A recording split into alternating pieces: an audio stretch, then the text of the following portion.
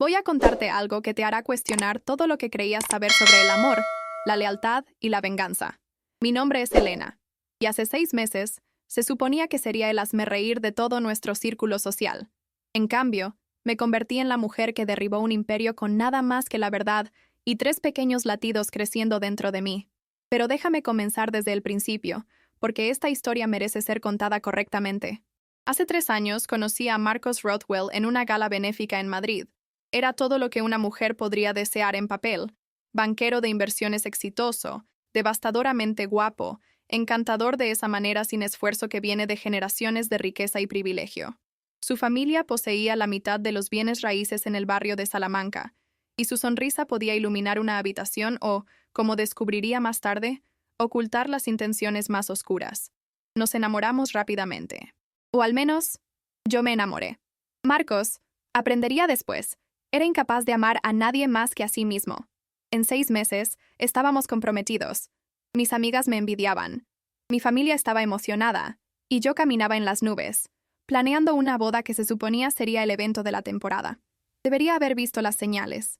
Las noches tardías en la oficina que se volvieron más frecuentes. La forma en que su teléfono siempre estaba boca abajo sobre la mesa. El perfume que no era mío persistiendo en su cuello. Pero estaba cegada por el amor, por el futuro que pensaba que estábamos construyendo juntos, por la vida que había imaginado para nosotros. La verdad se derrumbó un martes por la tarde en marzo. Había tomado el día libre del trabajo, sintiéndome inexplicablemente exhausta y nauseabunda durante semanas. Mi cita con el médico era a las 2 de la tarde. Recuerdo estar sentada en esa sala de examen estéril, el papel crujiendo debajo de mí, cuando la doctora Patterson entró con una sonrisa que me dijo que mi vida estaba a punto de cambiar para siempre. «Felicidades, Elena. Estás embarazada». Mi corazón se elevó. Marcos y yo habíamos hablado sobre niños, sobre formar una familia después de la boda. Esto era más temprano de lo planeado, pero se sentía como el destino, como el universo dándonos un regalo. Ya estaba imaginando su rostro cuando se lo dijera, ya planeando la manera perfecta de compartir la noticia. «Hay más», dijo la doctora Patterson, su sonrisa ampliándose. «Hicimos una ecografía temprana debido a tus niveles de HCG. Vas a tener trillizos». Trillizos. 3 bebés. 3 pequeñas vidas creciendo dentro de mí. Salí de esa oficina aturdida, mi mano moviéndose inconscientemente hacia mi vientre todavía plano, ya enamorada de las 3 almas que llevaba. Quería decirle a Marcos inmediatamente, pero estaba en reuniones todo el día. Así que esperé, planeé, compré 3 pequeños pares de zapatos de bebé y los envolví en una caja hermosa.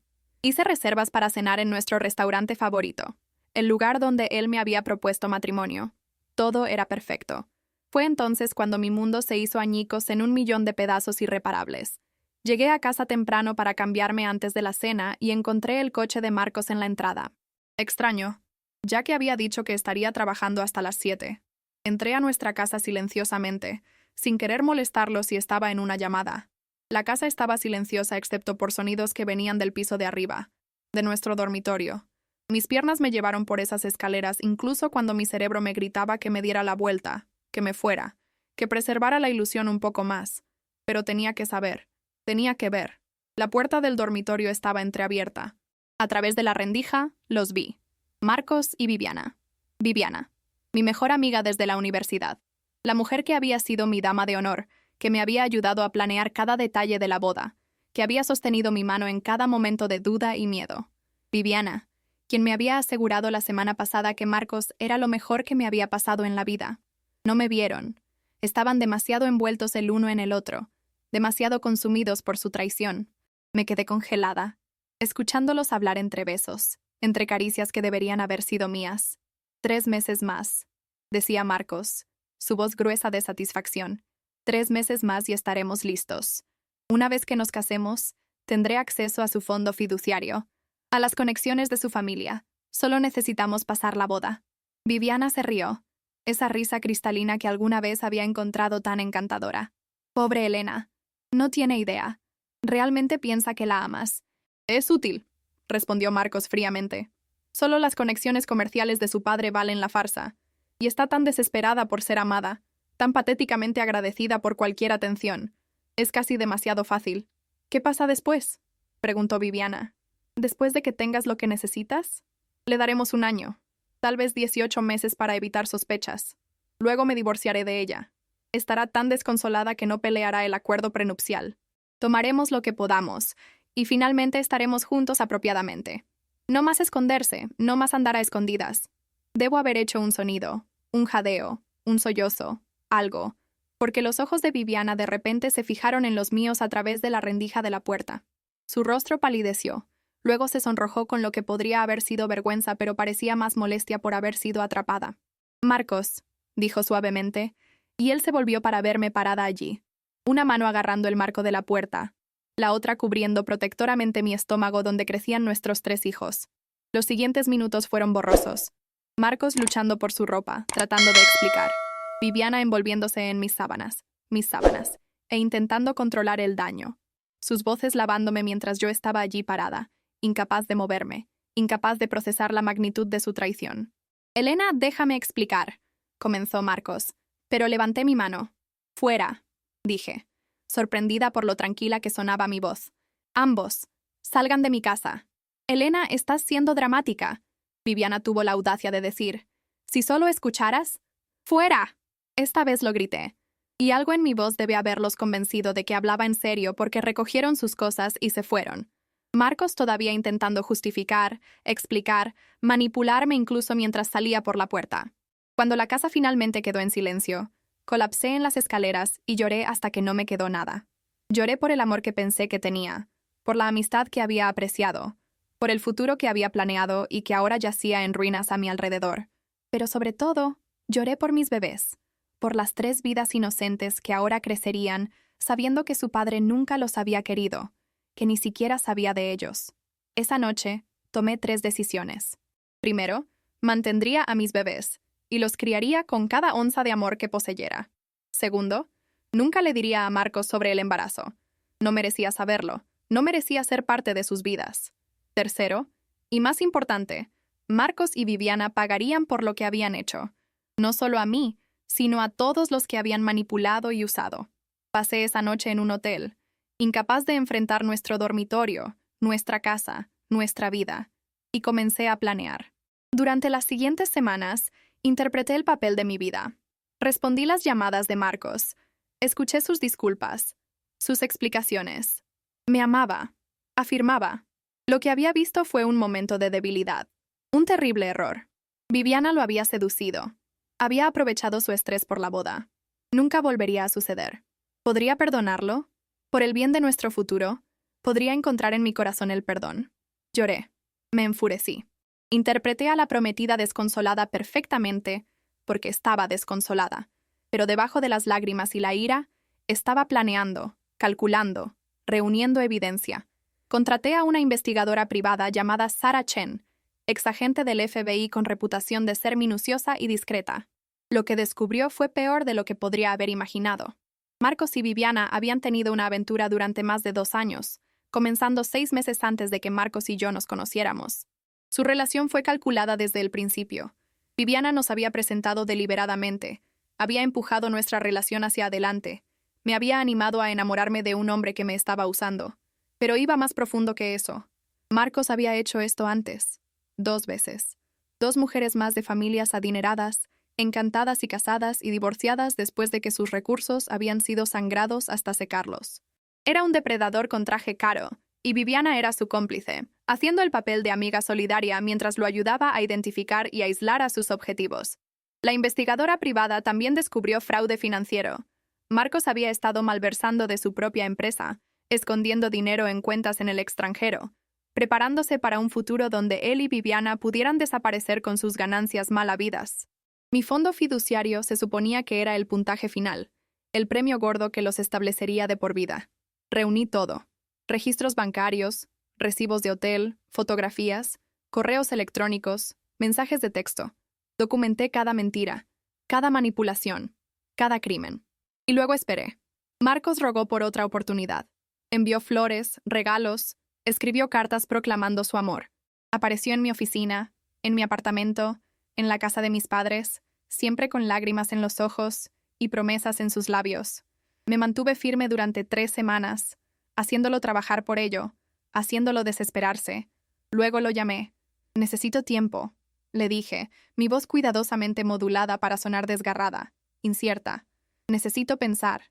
La boda es en 3 meses. No sé si puedo superar esto para entonces. Esperaré el tiempo que necesites, me aseguró, el alivio evidente en su voz. Te amo, Elena. Haré lo que sea necesario. 2 semanas después lo llamé de nuevo. Esta vez, mi voz era más suave, más perdonadora. Quiero intentarlo, dije. Quiero que esto funcione, pero necesito saber que terminó con Viviana. Completamente terminado. Lo está, lo juro, prometió. No significó nada. Tú eres la única que amo. Mentiras, todas mentiras. La vigilancia de Sara mostró que se reunía con Viviana 2 veces esa semana, pero sonreí al teléfono y le dije que le creía. Acordamos una fecha para cenar, para empezar de nuevo. Fue entonces cuando le dije que quería adelantar la boda, hacerla antes en lugar de esperar 3 meses. ¿Por qué la prisa?, preguntó, y pude escuchar la sospecha en su voz. Porque no quiero pasar otros 3 meses en este limbo, dije, lo cual era suficientemente cierto. Porque quiero comenzar nuestra vida juntos, porque te amo y quiero ser tu esposa. Aceptó inmediatamente. Por supuesto que lo hizo. Significaba poner sus manos en mi dinero antes. Significaba el día de pago por el que había estado trabajando durante 3 años. Establecimos la nueva fecha para 6 semanas después. Justo el tiempo suficiente para organizar una boda, o eso pensaban todos. En realidad, había estado planeando algo completamente diferente. Y 6 semanas era precisamente la cantidad de tiempo que necesitaba. Me lancé a los preparativos de la boda con un entusiasmo que sorprendió a todos, especialmente a Marcos. Estaba radiante, resplandeciente, decían todos. Lo atribuían a la alegría de la reconciliación, al amor que lo conquista todo. Solo yo sabía que era el embarazo temprano lo que me daba ese resplandor. Eso y la anticipación de lo que vendría. Viviana, para su crédito, interpretó bien su papel. Se disculpó profusamente, llorosa. Rogó por mi perdón. Afirmó que había estado confundida, que había cometido un terrible error. Dijo que renunciaría como dama de honor si quería. Pero por favor, ¿podríamos salvar nuestra amistad? La perdoné. Incluso la abracé. Le dije que todos cometen errores. Insistí en que permaneciera como mi dama de honor. La expresión de alivio en su rostro casi valió todo por sí sola. A medida que se acercaba el día de la boda, crecía con los trillizos, pero todavía lo suficientemente temprano como para que mis vestidos cuidadosamente elegidos ocultaran la ligera hinchazón. Estaba exhausta, lidiando con las náuseas matutinas y el costo físico de llevar 3 bebés, pero nunca lo mostré. Era una novia preparándose para su día perfecto. La noche antes de la boda, apenas dormí. No por nervios sobre la ceremonia, sino por la anticipación de lo que estaba a punto de hacer. La boda estaba programada para un sábado por la tarde en la finca Rothwell, una mansión expansiva con jardines cuidados y un salón de baile que podía albergar a 300 invitados. Todos los que eran alguien en la sociedad madrileña estarían allí, junto con asociados comerciales, amigos de la familia y medios de comunicación. Marcos había insistido en convertirlo en un espectáculo, y yo había aceptado fácilmente. Cuanto mayor fuera la audiencia, mejor. Llegué a la finca la mañana de la boda, junto con mis damas de honor y mi madre. La energía era eléctrica, todo zumbando de emoción sobre el evento de la temporada. Viviana estaba allí, interpretando a la amiga devota, ayudándome con mi vestido, mi cabello, mi maquillaje. «Te ves hermosa», me dijo, y casi podía creer que lo decía en serio. «Gracias», respondí, encontrando sus ojos en el espejo. «Por todo, por ser una amiga tan buena». ¿Se estremeció? ¿Sintió siquiera un momento de culpa? No podía saberlo, y ya no me importaba. La ceremonia estaba programada para las 4 en punto. A las 3:30, los invitados estaban todos sentados, el cuarteto de cuerdas estaba tocando, y Marcos estaba parado en el altar con su smoking a medida, luciendo cada centímetro el novio perfecto. Yo estaba en la suite nupcial, supuestamente tomándome unos momentos para componerme antes de caminar por el pasillo. En realidad, estaba haciendo los preparativos finales con Sara, quien había llegado disfrazada como una del personal de catering. «Todo está listo», confirmó, entregándome un pequeño control remoto. «El equipo técnico está en posición. Solo presiona el botón cuando estés lista». Sostuve el dispositivo en mi mano temblorosa, sintiendo el peso de lo que estaba a punto de hacer. Por un momento, la duda se coló. ¿Estaba siendo demasiado dura? ¿Demasiado vengativa? ¿Debería simplemente alejarme, criar a mis bebés en paz y dejar que el karma maneje a Marcos y Viviana? Luego pensé en esas otras mujeres, las que Marcos había destruido antes que yo. Pensé en todas las futuras víctimas que sufrirían si alguien no lo detenía. Y pensé en mis 3 bebés, que merecían una madre lo suficientemente valiente para defender lo correcto. Presioné el botón. En el salón de baile, las grandes pantallas que se suponía mostrarían nuestro video de boda de repente cobraron vida. En lugar de montajes románticos de nuestra relación, los invitados vieron algo muy diferente. Imágenes de cámaras de seguridad de hoteles. Marca de tiempo tras marca de tiempo mostrando a Marcos y Viviana registrándose juntos, durante meses y años. Mensajes de texto desplazándose por la pantalla, sus palabras crueles sobre mí, sobre sus planes, sobre el dinero de mi familia. Grabaciones de audio de sus conversaciones, cristalinas, innegables. Y luego, los registros financieros, evidencia de malversación, fraude, cuentas en el extranjero, cada crimen documentado y mostrado para 300 testigos. Escuché los jadeos, los murmullos creciendo a gritos.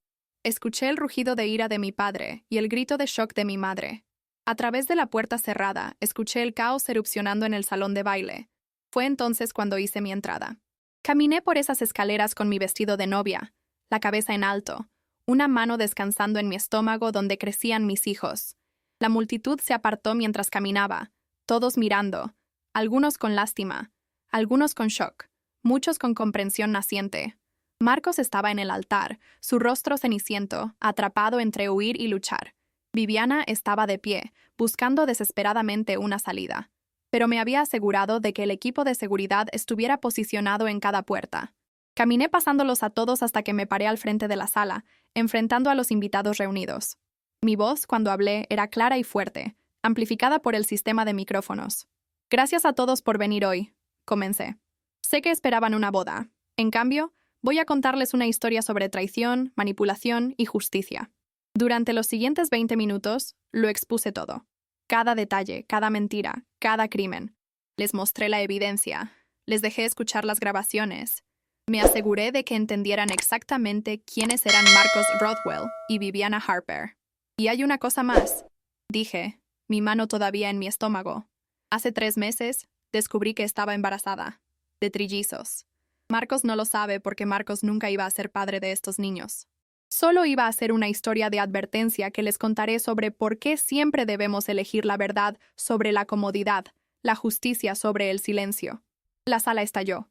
Algunas personas estaban llorando, otras estaban gritando. Marcos intentó hablar, negar, pero nadie estaba escuchando. Varios de sus socios comerciales ya estaban en sus teléfonos, sin duda llamando a abogados. Mi padre estaba hablando con los oficiales de policía que había arreglado que estuvieran presentes. Viviana hizo un intento de huir, pero la seguridad la detuvo en la puerta.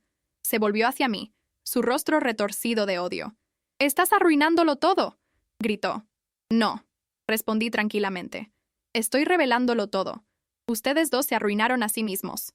Después, todo sucedió rápidamente. Marcos fue arrestado por fraude y malversación. La evidencia era abrumadora, innegable.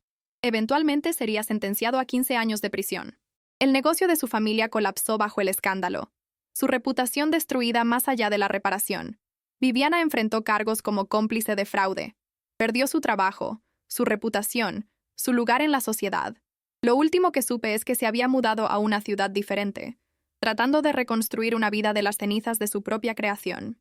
En cuanto a mí, presenté una demanda contra Marcos por los gastos relacionados con la boda, por angustia emocional, por todo lo que legalmente podía reclamar. Gané daños significativos, aunque ninguna cantidad de dinero podría compensar verdaderamente lo que había perdido. Pero también gané algo infinitamente más valioso. 6 meses después de esa no boda, di a luz a 3 bebés saludables. 2 niñas y un niño. Sofía, Isabela y Jaime. Son las luces de mi vida. La razón por la que me despierto sonriendo cada mañana a pesar del agotamiento de cuidar trillizos. Mi familia se unió a mi alrededor de maneras que nunca esperé. Mi padre, a quien siempre había visto como distante y reservado, se convirtió en el abuelo más devoto imaginable. Mi madre prácticamente se mudó para ayudar con los bebés. Mi hermana menor puso su vida en pausa para estar allí para nosotros. Aprendí quiénes eran mis verdaderos amigos en esos meses. Muchos de mi círculo social, aquellos que habían parecido tan cercanos, desaparecieron cuando el escándalo tocó mi nombre. Pero otros, personas que apenas había conocido, se revelaron como verdaderos amigos, ofreciendo ayuda y apoyo sin juicio. Volví al trabajo 3 meses después de que nacieran los bebés, habiendo encontrado una niñera excelente y un sistema de apoyo. Me lancé a mi carrera con propósito renovado, decidida a construir una vida para mis hijos que se mantendría como testimonio de lo que una mujer podría lograr por sí misma. ¿Estoy amargada? A veces. Cuando estoy despierta a las 3 de la mañana con 3 bebés llorando, cuando enfrento decisiones sobre su futuro sola, cuando veo a otras familias y me pregunto qué podría haber sido. Sí, a veces estoy amargada, pero mayormente estoy agradecida. Agradecida de haber descubierto la verdad antes de atarme legalmente a un monstruo. Agradecida de haber tenido el valor de actuar, de exponerlos, de negarme a ser una víctima. Agradecida por 3 niños milagrosos que me enseñan cada día sobre el amor incondicional. Me arrepiento de cómo lo manejé. ¿Desearía haberme alejado en silencio? Ni por un segundo. Algunas personas llamaron cruel, vengativo, exagerado a lo que hice. Pero no destruí a Marcos y Viviana. Ellos se destruyeron a sí mismos con sus elecciones, sus mentiras, sus crímenes. Yo simplemente me aseguré de que todos conocieran la verdad. Me aseguré de que no pudieran hacerle a otra persona lo que me hicieron a mí. Y sí, me aseguré de que entendieran que no era la mujer débil y patética que pensaban que no era alguien que pudiera ser usada y descartada, que tenía la fuerza para protegerme a mí misma y a mis hijos, sin importar el costo. Ese día de la boda, hace 6 meses, se suponía que sería mi humillación. En cambio, se convirtió en mi triunfo. Me paré frente a todos los que importaban en mi mundo y recuperé mi narrativa. Me negué a ser una víctima. Elegí ser una sobreviviente, una madre, una guerrera. Mis hijos crecerán sabiendo que su madre luchó por ellos antes de que nacieran. Sabrán que la verdad importa, que la justicia importa, que a veces lo más valiente que puedes hacer es pararte frente al mundo y negarte a permanecer en silencio. Marcos me envió una carta desde la prisión. En ella me llamó vengativa, despiadada, cruel. Dijo que había destruido su vida por un error. Realmente intentó reclamar algún derecho a conocer a sus hijos. Quemé esa carta y nunca respondí. No tenía derechos sobre mis hijos, legales o de otra manera. Me había asegurado de eso. 6 meses después, estoy construyendo una nueva vida. No es la vida que planeé, no el cuento de hadas que una vez imaginé, pero en muchos sentidos, es mejor, es real, es mía, está construida sobre la verdad y la fuerza en lugar de bonitas mentiras. Mis bebés están durmiendo en la habitación contigua mientras escribo esto. Su suave respiración, un recordatorio de por qué todo lo que hice valió la pena. Mañana, Sofía tiene su primer chequeo, y necesito encontrar un nuevo pediatra más cerca de nuestro nuevo apartamento. La próxima semana tengo una reunión sobre una promoción en el trabajo. El próximo mes, mi padre quiere llevar a los bebés para su primer fin de semana fuera para darme un descanso. La vida continúa. Es desordenada y complicada y a veces abrumadora, pero es mía. Y es real, y no cambiaría nada. Así que sí, se suponía que sería humillada. Se suponía que sería la mujer patética que se casó con un hombre que nunca la amó, que le dio todo y no obtuvo nada a cambio. Se suponía que sería una historia de advertencia sobre ser demasiado confiada, demasiado desesperada por amor. En cambio, me convertí en la mujer que derribó un imperio, la mujer que eligió la verdad sobre la comodidad, la mujer que protegió a sus hijos antes de que nacieran. La mujer que se paró frente a 300 personas y se negó a ser una víctima. Y no tengo absolutamente ningún arrepentimiento.